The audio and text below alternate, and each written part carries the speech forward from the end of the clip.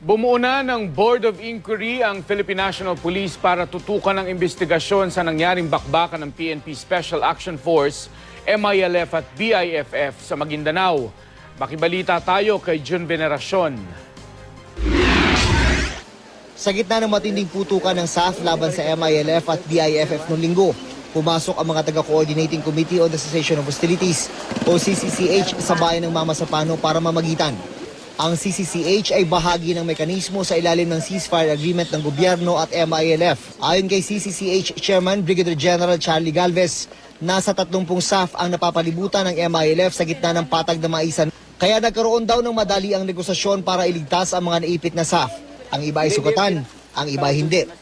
Dahil sa negosasyon, nakalabas ng maisan ang mga naipit na SAF. Ganun pa man, aminado ang gobyerno, ang mahigit 40 patay na SAF ay pinakamalaking casualty count in recent history. Bumuo na ng Board of Inquiry. Pinangungunahan ito ni Acting PNP Chief Leonardo Espina. Aalamin kung ano ang mga pagkakamali, saan nagkulang, at kung nagkaroon ba ng koordinasyon sa MILF ang PNP SAF bago naglunsad ng operasyon para mahuli ang dalawang high-value terrorist na sina Marwan at Basit Usman na nagtatago raw sa bayan ng Mama Sapano. Sabi ni DILG Secretary Mar Rojas, sa oras na may mga natukoy na personalidad na kasama sa mga nakaengkwentro ng SAF, pwede silang makasuhan. Pero malinaw din ang pahayag ng PNP, walang pursuit operation laban sa mga suspect kahit napakaraming pulis ang napatay. Jun Veneracion, GMA News.